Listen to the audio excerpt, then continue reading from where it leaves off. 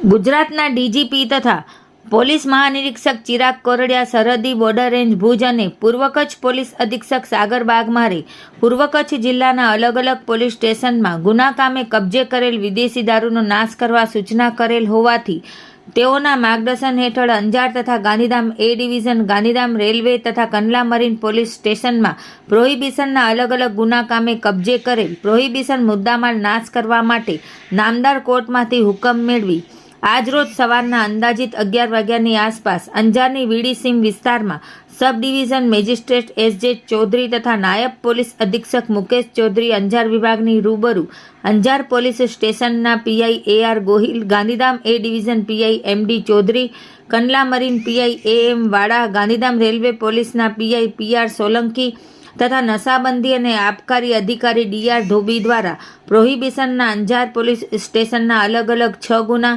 Gandhidham A division પોલીસના અલગ અલગ 7 ગુના, કંડલા મરીન પોલીસ સ્ટેશનના અલગ અલગ 3 ગુના તથા ગાંધીધામ રેલવે પોલીસ સ્ટેશન પ્રોહિબિશનના અલગ અલગ 31 ગુના એમ કુલ 47 ગુનાઓમાં કબજે કરેલ અલગ અલગ બ્રાન્ડનો ભારતીય બનાવટનો વિદેશી દારૂ, જેમાં વિદેશી દારૂની નાની મોટી 687 બોટલો, બિયરના 459 ટીન એમ કુલ 6,64,280ના પ્રોહિબિશનના મુદ્દામાલનો નાશ કરવા લોડર, ડમ્પરો, જેસીબી, ઈસીઆર, ફાયર તથા એમ્બ્યુલન્સ વાહનોનો ઉપયોગ કરી સંપૂર્ણ દારૂનો નાશ કરવામાં આવ્યો હતો।